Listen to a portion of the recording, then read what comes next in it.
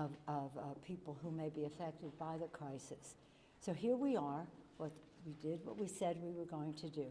Put families first with paid sick leave, paid sick days, family and medical leave, unemployment insurance for the children.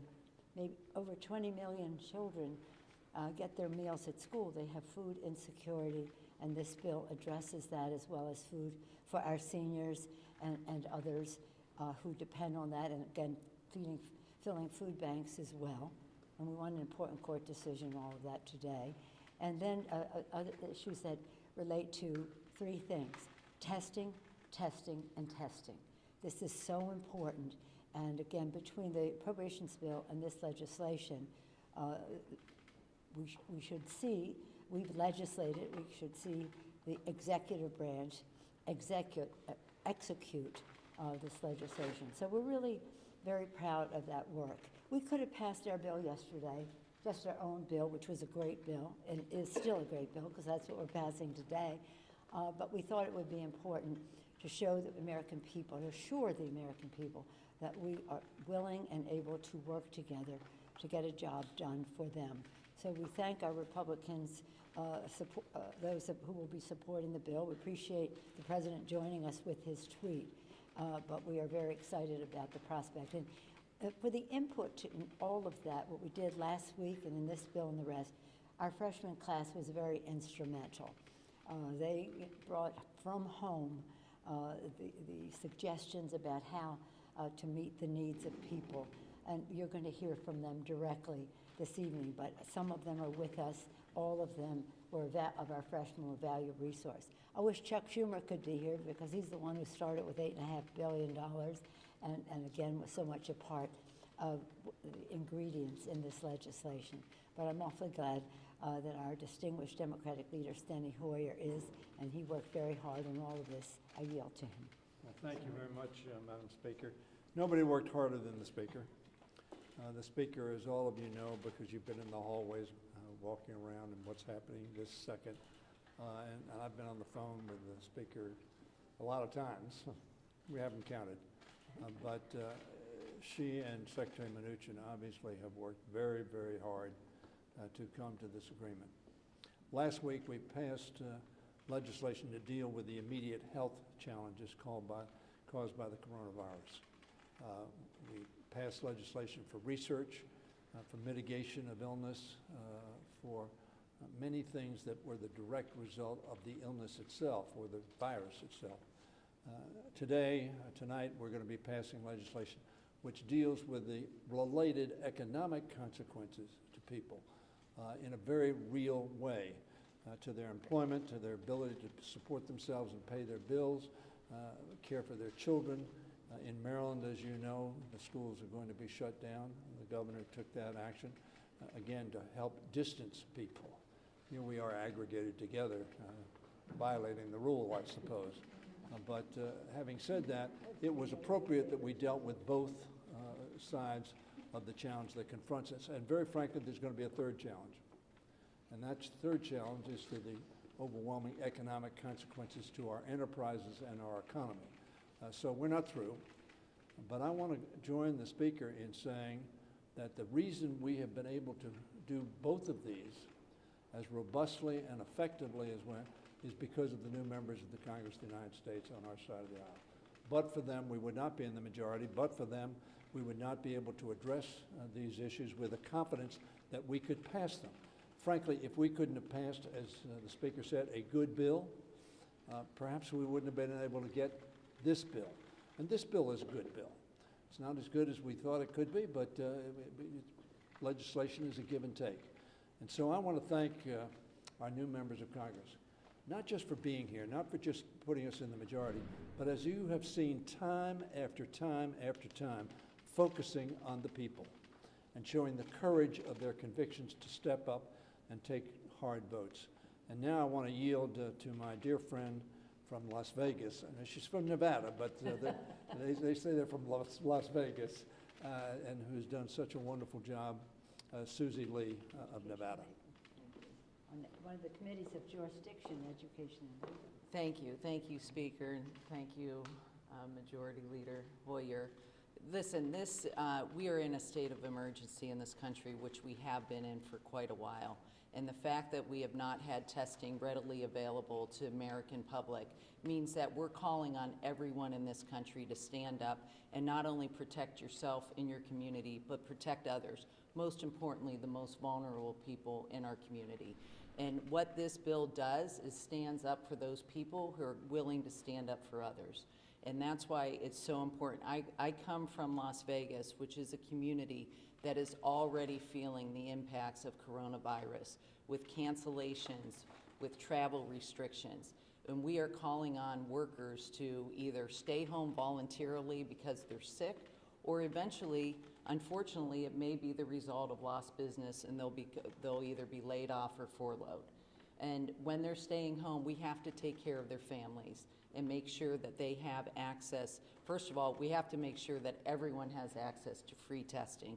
But that's why I was so proud to get my bill, the Emergency Family and Medical Leave Expansion Act, in this bill, because it really will provide families with that support that they need as they work together and we work together as a country to make sure that the impact that we're already feeling from coronavirus is not extended and deep as it could possibly be. And so, you know, we stand together with this bill, and thank you for your negotiations, because we really stood up to put families first. And I look forward to working with the Speaker and working with our partners on the other side of the aisle to look at those industries that are most impacted when we go in and negotiate our next package. So thank you, Speaker, for your leadership. And now I'd like to introduce Abigail Spanberger, my colleague from Virginia. Thank you, Congresswoman Lee. Thank you, Speaker Pelosi. Thank you, Majority Leader Hoyer. I am proud of what it is that we've achieved today. I am excited to be voting on this next step. Just earlier this evening, I had a telephone town hall. It was supposed to be an in-person town hall, but out of an abundance of caution, and because we were still here on Capitol Hill, we moved it to a telephone town hall. The focus of that discussion was coronavirus, COVID-19, and constituents across Central Virginia, the communities I represent, were on that call asking questions of me and asking questions of the 4 experts that we had on the line to help guide the conversation as it related to the medical impact and the impact on our communities. There's a lot of fear within our communities. There's a lot of confusion. And what we need right now is to ensure that people who are fearful that they may be impacted, that they may have this virus, can get testing, which is why it's vitally important that they can get tested for free, without a copay, without a deductible, so that cost and price is not in any way inhibiting their ability to keep themselves or their community safe.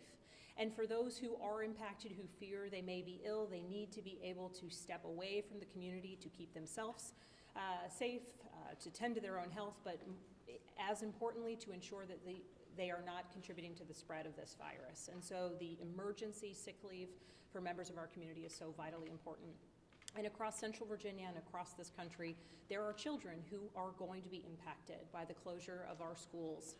The Commonwealth of Virginia is in a state of emergency, and all of our public schools and private schools, K through 12, are closed. So it is incredibly important that we ensure that children who depend on food security assistance dollars and school lunch programs have that help while they are out of school, while we are trying to contain this virus and further spread. So this negotiation, I thank the Republican colleagues who've been involved in these discussions, members of the administration, Secretary Mnuchin and others. I thank Democratic leadership, Republican leadership, everyone for coming to the table on this, because the coronavirus does not distinguish between Democrats and Republicans. And as we are trying to ensure that we are safeguarding not only the American people, our communities, our economy, and our national security, but we need to do it in a united front, and that's exactly what's happening, and I'm grateful to be a part of it. Thank you.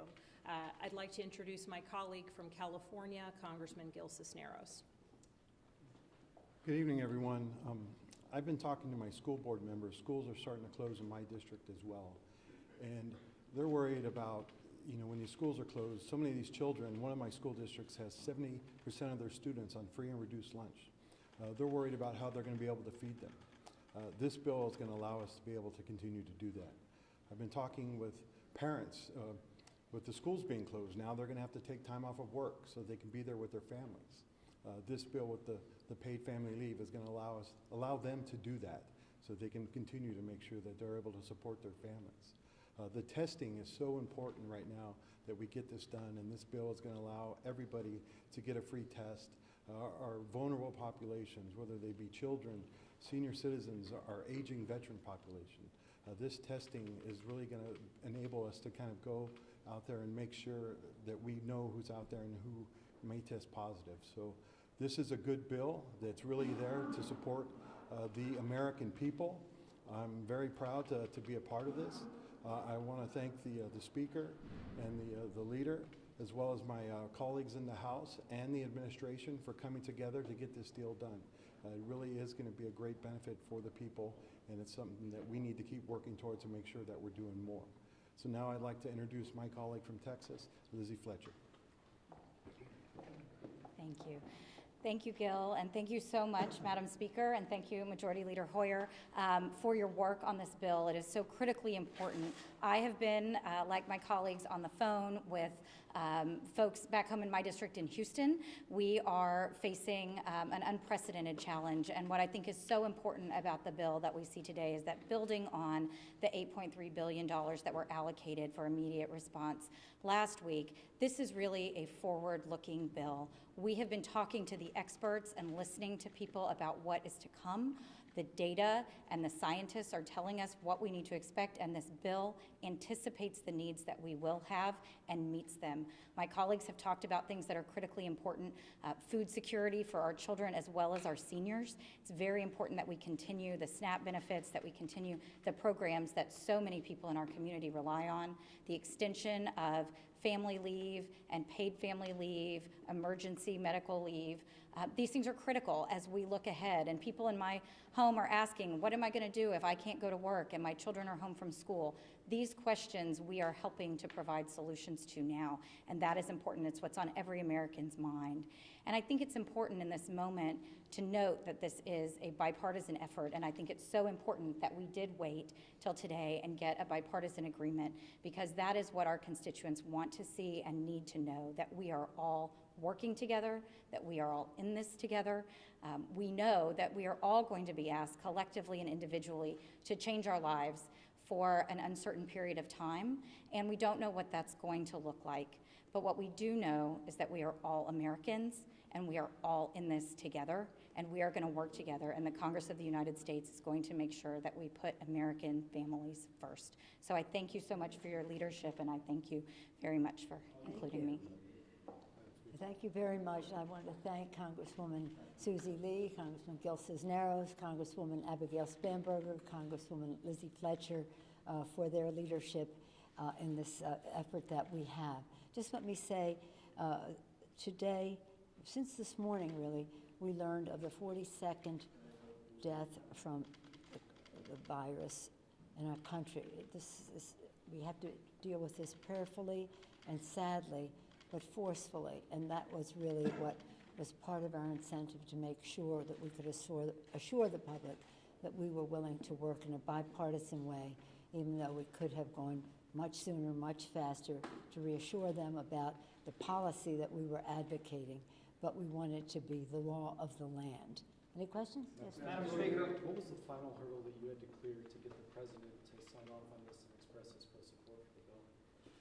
Well, let me just say that it was more like moguls. There wasn't any, and it was a situation where we really had to have clarification for language, which is what I told some of you last night.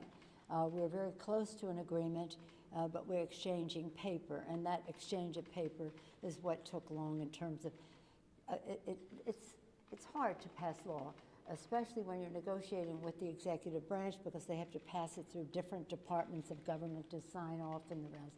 It's not just an internal matter in the House or in the Congress. So it was just really clarification of language largely. I can't think of any one thing that was the hurdle, because if we had some things that we just couldn't resolve because it took more time, we can do those in another bill.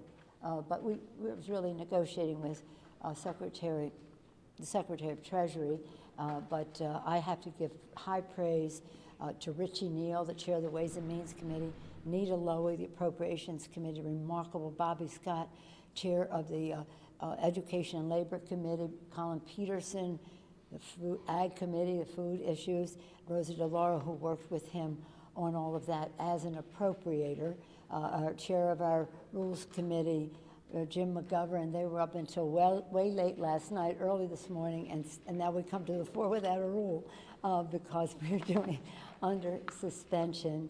And there's one more committee, Energy and Commerce Committee. Frank Pallone had a very big role in the testing. And there was no question about the testing.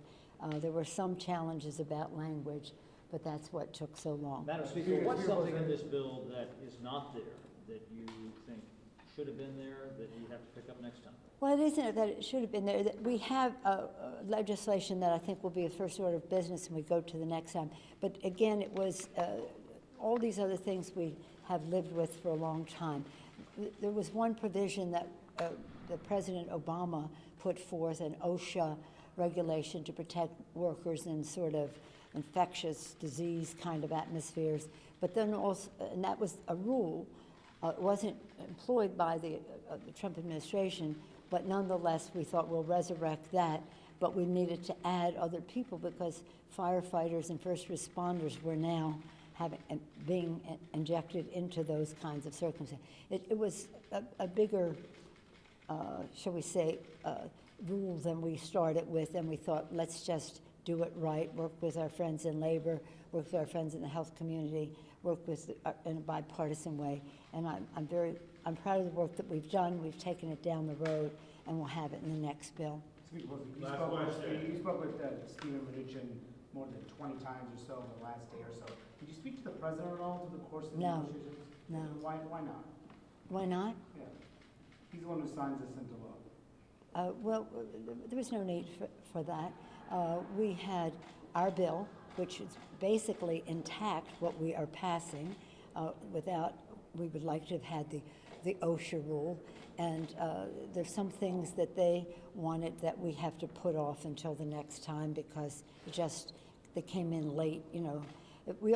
When we're doing these things, you want to say, okay, at a certain place, no moving of the goalpost. But then it happens. And for us, you move the goalpost, it's like moving an ocean liner. You have to go to Ledge Council, CBO, you have to do all these things. It's not an easy thing to change a word or so. So some of it just would take more time, and we thought it was important to have a bill that would go there. So what I was told, Mitch McConnell and I spoke, he said Steve Mnuchin carries the ball, so I negotiated with him, and he communicated what we were doing to others by and large. Then he had his own communication with the Republicans in the House, if I may say. And so we're talking about specific proposals that are based on legislation and precedent and the agencies of government's traditions. So we had to speak shorthand to each other about these things. Madam So it was Speaker, better to go that route. Madam Speaker, the next bill promises perhaps to be the most challenging one yet. What is a realistic timetable to do that, and does this experience give you confidence that you can produce something really big for the economy?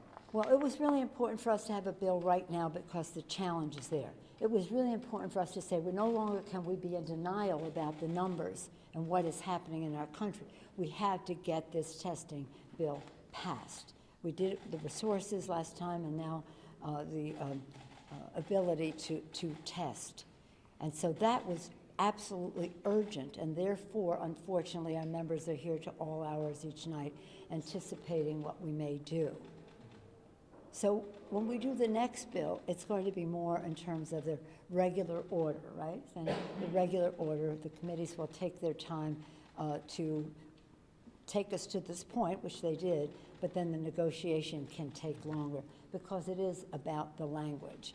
And then the language, in their case, had to be passed around different agencies of government, and that we can do. I mean, I don't think any of us went to sleep all week, so we don't have to do it all night. We can take more time, a couple of weeks maybe, and that would be a short period of time for a bill. But that will be a challenge.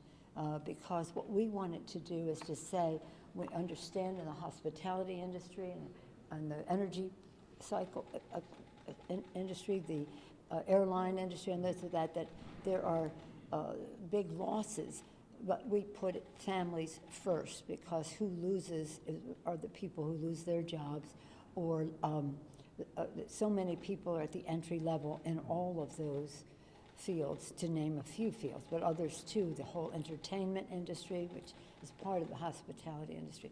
So this is a big apple, a bite of a big apple as we go forward, and we're listening. Members are going to go home, come back and bring us their proposals as they see things on the ground there that can really be helpful. And I want to point out again in closing that we're very proud of the fact that our bill is a stimulus package. It is a stimulus package. When we were doing, some of you were around when we did the American Recovery and Reinvestment Act, and we asked the economists, what's the best way to stimulate the economy? They'd say unemployment insurance, which is there, food stamps, which are there, all of these assistance for families so that they have confidence to be part of a consumer economy, which is how you strengthen the economy. But then we'll have to go larger into the source of their jobs. So we'll be talking to private sector, the public sector, of course, and the nonprofit sector, which has a lot to contribute to this conversation. Nancy, can I just, before you do that? No. Let me just, if I can Please, add. Joe, go ahead. Finish off. Finish off. The committees are going to be working this coming week. Yes. Now, we're going to ask them to take a day off to sleep because they've been literally working around the clock. Kudos to the staff. We would not be here. Fabulous. Yeah, they've really been working, but they're going to.